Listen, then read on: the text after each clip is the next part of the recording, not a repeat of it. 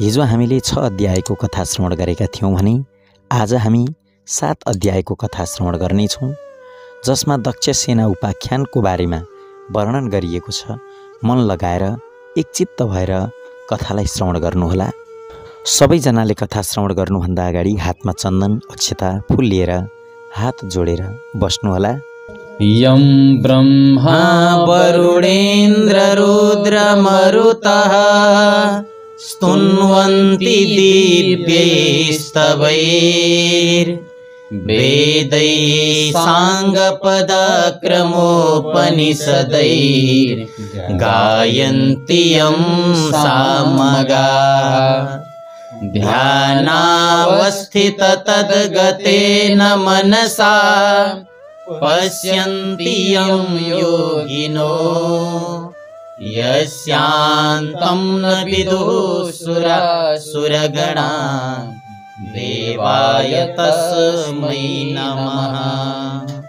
श्रीमच्चन्दनचर्चितो ज्वलवपुः शुक्लाम्बरा मल्लिका मालालङ्कृतकुण्डला प्रविलसन् मुक्तावली शोभिता।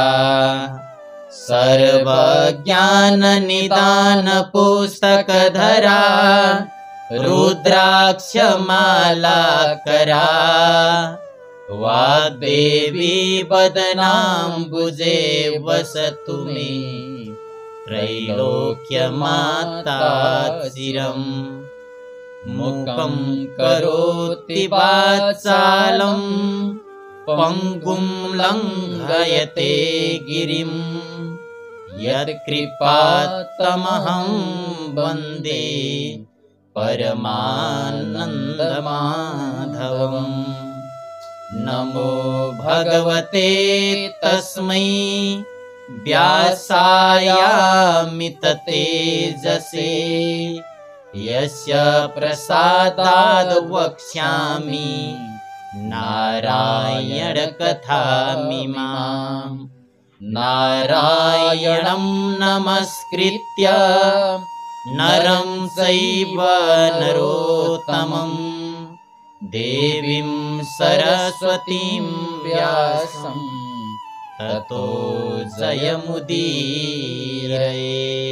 हजुरहरूले हातमा लिनुभएको चन्दन, अक्षता, फूल स्वस्थानीको पुस्तकमा चढाएर एकचित्त भएर कथा श्रवण गर्नुहोस्। कुमारजी आज्ञा गर्नुहुन्छ, हे अगस्त्य मुनि, सतीदेवीले त्यसरी प्राण त्यागेको देखेर देवता, यक्ष, गन्धर्व, किन्नर, नाग, दैत्य र ऋषिमुनि सबैले अहो साह्रै अनर्थ भयो भन्दै आश्चर्य माने। उसै बेला आकाशमा आँधी चलेर धुलो उडी सारा आकाश ढाक्यो र विपरीत हावा चल्न लाग्यो। बिना बादलकै मेघ गर्जन लाग्यो। यज्ञमा उपस्थित सबै देवता, यक्ष, गन्धर्व, किन्नर, दैत्य, नागहरू धुलो उडेर आँखामा परी हेर्न असमर्थ भए। वायुको बेगमा अडिन नसकी भूमिमा घोप्टिए। वायुको त्यो उग्र बेगले कतिलाई उडाएर लग्यो, कति भूमिमा पछारिए, कति रुन कराउन लागे। त्यस हुरीमा परेर कतिको हात भाँचियो, कतिको खुट्टा मर्कियो, कतिले भूमिमा टाउकोले टेक्न पुगे, कतिका मुख भूमिमा घोप्टिएर माटो खान लागे। उठ्न असमर्थ भएका जति रुन कराउन लागे। कति रक्षा गर मरे बाबा बचाओ भन्न लागे। यस्ता प्रकारले यज्ञमा उत्पात भएको केही बेरपछि हुरीको बेग कम भयो र दक्ष प्रजापतिले चिन्ता गरी सबै छोरी ज्वाइँलाई नडराऊ, डराउनु पर्दैन भने सान्त्वना दिइसकेपछि चित्त व्याकुल गरी अब कसो गरौँ भन्दै गुरु बृहस्पति कहाँ गएर बिन्ती गरे, हे गुरु, अनर्थ भयो, अब कसो गर्ने? असम्भव कुरा प्रत्यक्ष भयो भन्दै भयभीत स्वरमा कराउन लागे। त्यसै बेला नारदजीले सतीदेवीले अग्निकुण्डमा हाम फाली प्राण त्याग गरेको देखी हावाभन्दा पनि बेगले शीघ्र कैलाश पुगी महादेवका चरणमा दण्डवत गरी उभिरहे। अनि हे नारद, तिमी के भन्न आएका भन, किन मौन भई उभिएका छौ? यस्तो शङ्करजीको आज्ञा सुनि हात जोडेर नम्र स्वरमा बिन्ती गरे, हे ईश्वर, हजुरकी प्राण प्रिया सतीदेवीले दक्ष प्रजापतिको यज्ञाग्निमा हाम फालेर प्राण त्याग्नुभयो। किनभने हे जगदीश्वर, हे करुणानिधि, पापिष्ठ दक्षले हजुरलाई अनेक क्षुद्र वचनले हेला गरी निन्दा गरेको त्यो महादेव कहाँको देवता हो? त्यो त बौला पो हो। त्यसलाई नडाकेर मेरो के हुन सक्दछ? मेरा 33 कोटी छोरी ज्वाइँ र ब्रह्मा विष्णु आदि छँदैछन्, कस्तै भए पनि म त्यसलाई डाक्ने होइन, इत्यादि अनेक दुर्वचन बोलेको सुन्दा सहन नसकी क्रोधयुक्त भएर भूमिमा लात्तले हानी यज्ञको परिक्रमा गरी कसैको पनि मुखतर्फ नहेरी केवल हजुरको नाम शिव शिव भन्दै यज्ञाग्निमा हाम फाली प्राण त्यागिन्। हे प्रभु, हजुरको डरले अग्निले देह दग्ध गर्न सकेका छैनन्, केवल प्राण छाडेर यज्ञ कुण्डमा शयन गरे झैँ सुतिरहनु भएको छ। हे ईश्वर, यही कुरा बिन्ती चढाउन आएको हुँ। हे चन्द्रमौले, अनर्थ भयो, अब के गर्ने? यति भनी नारदजी उभिरहे। नारद मुनिका कुरा सुनेर महादेवले आज्ञा भयो, हे मुनि, तिमीले भनेको कुरा निश्चय सत्य हो कि होइन? शिवको यस्तो वचन सुनि नारदले भन्नुभयो, हे जगदीश्वर, हजुरका सामु मिथ्या बोल्ने साहस अथवा शक्ति ममा छैन। ध्यान दृष्टिले हेर्नु भए सत्यासत्य ज्ञात हुनेछ। नारदजीका त्यस्ता वचन सुनि ध्यान दृष्टिले विचार गरी हेर्नुभयो त अत्यन्त क्रोधले तिनै नेत्रबाट अग्निका ज्वाला निकाली दारा किटी पाखुरा निमोट्दै नारदजीको सामुन्ने नै भन्नुभयो, हे मुनि, 33 कोटी देवताले रक्षा गरिएको पापिष्ट दक्षको विनाश नगरी छाड्ने छैन। अब तिमी आफ्नो आश्रममा जाऊ भनी बिदा दिनुभयो र नारदजी श्री महादेवलाई दण्डवत प्रणाम गरेर आफ्नो धाममा जानुभयो। नारदजी गएपछि शिवजीले सती देवीलाई सम्झेर रिसले तिनै नेत्रबाट अग्निका जस्तै ज्वाला निकाली शिखाबाट एउटा जटा झिकेर भूमिमा पछारे, त्यसबाट मेघ गर्जे जस्तो चर्को शब्द गरी भयङ्कर 64 योगिनी र भूत प्रेत पिशाच प्रमथ गणले सहित भएर महाकाली उत्पन्न भइन्। कस्ती महाकाली भने डरलाग्दो अनुहार भएकी, लामा लामा दारा निस्केकी, आकाश जस्तै पेट भएकी र बाघको छाला कम्मरमा बेरेकी, झाँक्रो फिजेकी, हातमा भयङ्कर खड्ग लिएकी, कहिले हाँस्ने कहिले लामो जिब्रो निकाल्ने यस्ती महाकाली शिवजीको सामुन्ने उभि के कामले मेरो आराधना गर्नुभयो भनी बिन्ती गरिन्।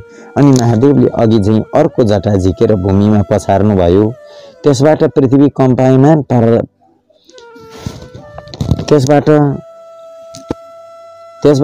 कम्पायमान पार्दै क्रोधित सिंह जसरी गर्जन्छ त्यस्तै ध्वनि निकाल्दै 1000 सूर्य जस्तै तेज भएका, सम्पूर्ण शरीरमा खरानी घसेका, मुण्डमाला लगाएका, दायाँ हातमा त्रिशूल लिएका र बायाँ हातले डमरू बजाउने यस्ता भीषण मूर्ति भएका वीरभद्रले महादेवका अगाडि उभिएर बिन्ती गरे, हे शम्भो, हामीहरूलाई किन आराधना गर्नुभयो?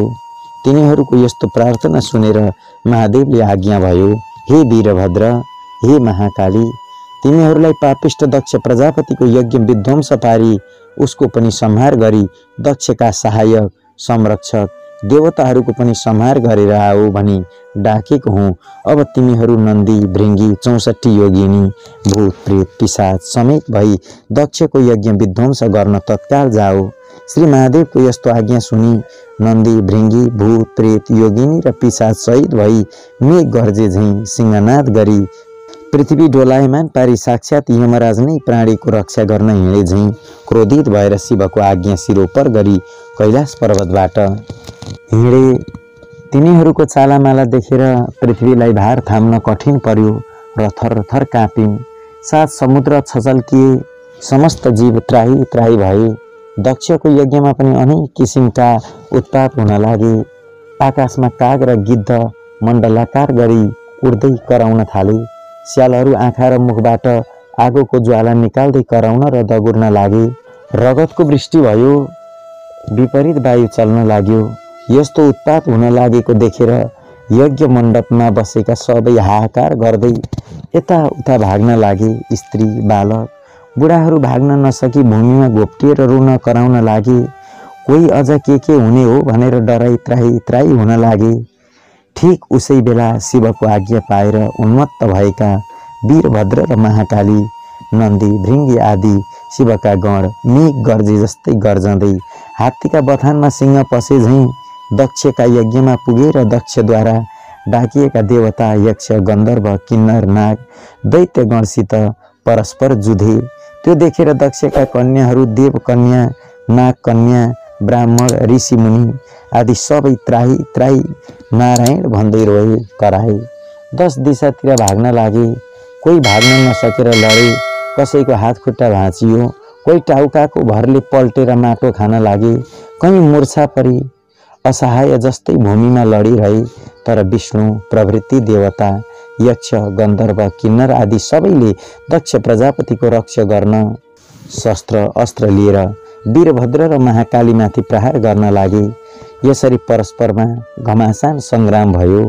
इन्द्रादि देवताहरूले कुन कुन अस्त्र प्रहार गरे भने इन्द्रास्त्र, अग्न्यस्त्र, दिव्यस्त्र, वरुणास्त्र, पाशुपतास्त्र, ब्रह्मास्त्र, तोमर, गदा, खड्ग र मुसल, नागपास आदिले वीरभद्र र महाकाली तथा 64 योगिनी, भूत, प्रेत, प्रमथगण र विषमज्वरमाथि प्रहार गरे। यस्ता तरहले आफूमाथि शस्त्रार्थ प्रहार गरेको देखेर वीरभद्रका गणहरूले पनि कठोर स्वरले गर्जेर दक्षका सैन्यभित्र पसी जति भेटे कठोर स्वरले गर्जेर दक्षका सैन्यभित्र पसी जति भेटे उतिको टाउको समाती निमोठी, हात खुट्टा भाँची, मुड्कीले हानी, रगत छदाई देवताहरूको संहार गरे। उता महाकालीले पनि प्रत्यक्ष काल जस्तै खड्गली वर्षात कालको प्रचण्ड मेघ गर्जे झैँ गर्जी, सिंहनाद गर्दै मृगका फौजमा सिंह पसे झैँ र सुकेका परालमा आगो लागे जस्तै गरी दक्षका सेनाको संहार गरिन्। वीरभद्र समेत नन्दी, भृङ्गी, 64 योगिनी, भूत, प्रेत, पिशाच, प्रमथगण समेतले शत्रुतिरका कसैको शिर, कसैको हात खुट्टा छुट्याए, कसैलाई निमोठी रगत पिएर नाच्न लागे, कोही हाँस्न थाले, कसैको मासु लुछेर खाए, कसैको कोखामा प्वाल पारेर रगत पिउन लागे, कोही देवता भागे। यसरी दक्षका कोटी कोटी सेना र कोटी कोटी देवताको संहार गरे। त्यसरी संहार गरेको देखेर दक्षका सेना र देवताले वीरभद्र र महाकालीमाथि आफ्ना शस्त्रास्त्र प्रहार गरे। तर ती सम्पूर्ण शस्त्रास्त्र महाकालीको शरीरमा छुनासाथ आफै भस्म भएर जान्थे। फेरि शिवगण र महाकालीले दक्षका सैन्य र देवगण यज्ञमा आएका धेरै वीरहरू मारिदिए। विषम ज्वरले पनि सबैका शरीरमा प्रवेश गरी अचेत पारिदिए। अनि वैकुण्ठका स्वामी श्री विष्णुले सम्पूर्ण देवता, यक्ष, गन्धर्व, किन्नर, दैत्य, नाग सहित दक्षका सबै सेना अचेत भएका देखेर आफ्नो देहबाट शीत ज्वर उत्पन्न गरेर सबैलाई सचेत गराउनु भयो। फेरि अनेक शस्त्र अस्त्र लिएर बत्तीमा पुतली गए झैँ वीरभद्र र महाकालीमाथि जाइ लागे। वीरभद्रले पनि त्रिशूल लिई सिंहनाद गर्दै सुकेको खरमा आगो लगाए झैँ एक क्षणमै दक्षका अनेक सेनाहरू काटी मारिदिए। तिनमा कसैको शिर छैन, कसैका खुट्टा छैनन्। यस्तो स्थिति देखेर कोही रक्षा गर भन्दै भाग्न पनि नसकी भूमिमा लडिरहे। यसरी सबै देवताहरूको संहार गरी अन्य दैत्य दानवलाई समाती अग्निकुण्डमा होम्न लागे। वीरभद्रले त्यसरी दक्षका सेना, देवता, यक्ष, दानव, गन्धर्व, किन्नरहरूको नाश पारी यज्ञ समेत ध्वस्त पारिदिएको हेर्न नसकी श्री विष्णुले राता आँखा पारी नागले झै निश्वास फेर्दै प्रलय कालको अग्नि जस्तै भई बायाँ हातले 5 जन्य शङ्ख बजाई दाहिने हातले कौमोदकी गदा उठाई संहार कालका रुद्र जाइ लागे जस्तै वीरभद्रका सेनामाथि जाइ लागे।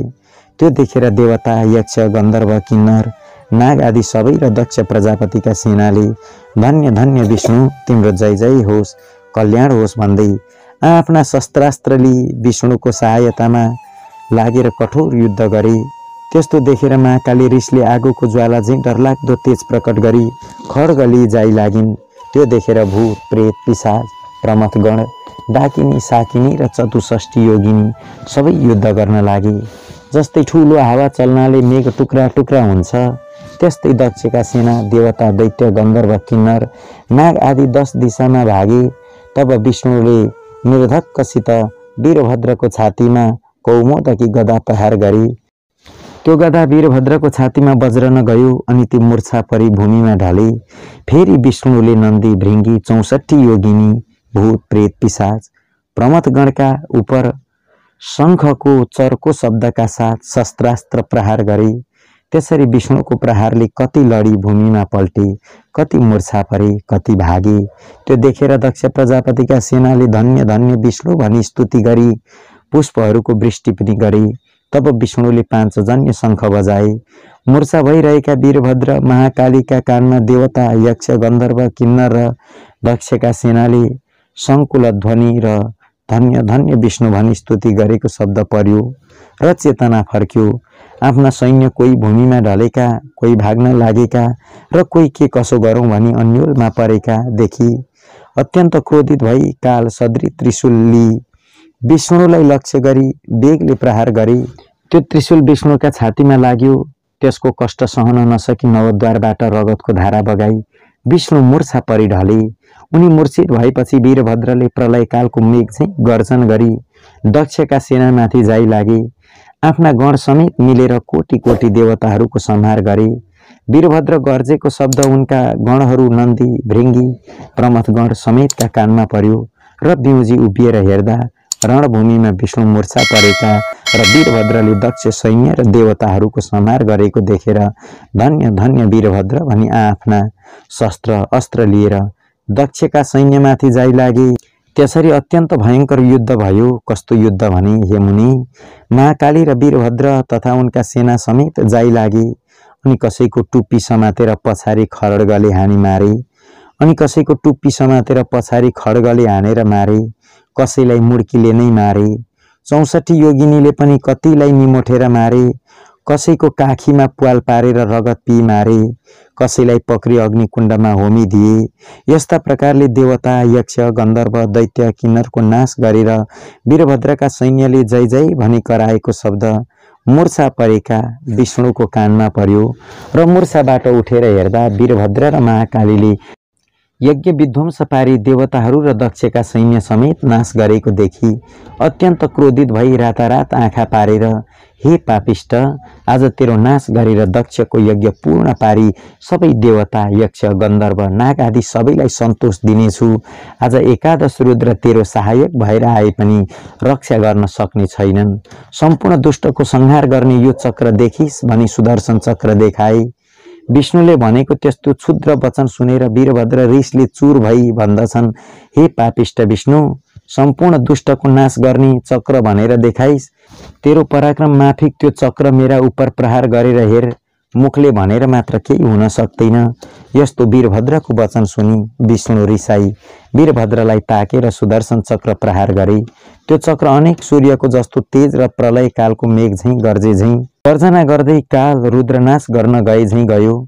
त्यस्ता प्रकारले आएको त्यो चक्रलाई देखि नन्दी, भृङ्गी, भूत, प्रेत, 64 योगिनी, प्रमथगण आदि शिवगण त्राही त्राही वीरभद्र महाकाली भनी उनका नजिकै गए। जस्तो समुद्र मन्थनमा कालकुट विष निस्केर सबैलाई भस्म पार्न खोज्दा त्यो विष शिवले पान गर्नुभएको थियो, त्यस्तै त्यो चक्र आएको देखेर वीरभद्रले मुख बाइदिएकोले वीरभद्रको मुखमा पस्यो र उनले निल्न तयार भएको देखि विष्णुले चाँडो गरी वीरभद्रका मुखबाट सुदर्शन चक्र झिकी त्यहाँबाट अन्तर्ध्यान भई वैकुण्ठतिर जानुभयो भन्नेसम्मको कथा हामीले 7 अध्यायको कथामा श्रवण गरेका छौँ। योभन्दा अगाडिको कथा हामी 8 अध्यायको कथामा श्रवण गर्नेछौँ। इति श्री स्कन्द पुराणे केदार खण्डे माघ महात्म्ये कुमार अगस्त्य संवादे श्री स्वस्थानी परमेश्वर्या व्रत कथायां दक्ष सेना वधो नाम 7मोऽध्यायः। आज हामीले श्री स्वस्थानी व्रत कथा अन्तर्गत 7 अध्यायको कथा श्रवण गरिसकेका छौँ। कथा श्रवण गर्नुहुने सम्पूर्ण भक्तजनहरूले फेरि हातमा चन्दन, अक्षता, फूल लिएर हात जोडेर बस्नुहोला। उपनयतु मङ्गलं वः सकल जगन मङ्गलालयः श्रीमान् दिनकर किरण निबोधित नवनलिन दल निवेक्षणः कृष्णः काले वर्षतु पर्जन्यः पृथिवी सस्यशालिनी देशोऽयं क्षोभरहितो ब्राह्मणाः सन्तु निर्भयाः अपुत्रः पुत्रिणः सन्तु पुत्रिणः सन्तु पौत्रिणः निर्धनः सधनः सन्तु जीवन्तु शरदां शतम् तत्रैव गङ्गा यमुना च तत्र गोदावरी सिन्धु सरस्वती च तीर्थानि सर्वाणि वसन्ति तत्र यत्राच्युतोदारकथा प्रसङ्गः या कुन्देन्दुतुषारहारधवला या शुभ्रवस्त्रावृता या वीणावरदण्डमण्डितकरा या श्वेतपद्मासना या ब्रह्माच्युतशङ्करप्रभृतिभिर्देवैः सदा वन्दिता सा मां पातु सरस्वती भगवती निःशेषजाड्यापहा कायेन वाचा मनसेन्द्रियैर्वा बुद्ध्यात्मना वा प्रकृति स्वभावात् करोमि यद्यत् सकलं परस्मै नारायणायेति समर्पयेत् तत्। श्री स्वस्थानी दिव्यार्पणमस्तु। हजुरहरूले हातमा लिनुभएको चन्दन अक्षता फूल श्री स्वस्थानी माताको पुस्तकमाथि चढाइदिनुहोस् र देब्रे हातले दाहिने कान, दाहिने हातले देब्रे कान समातेर पुस्तक ढोग्नुहोला र सबैले एकै स्वरमा भन्नुहोला, स्वस्थानी माता भगवतीको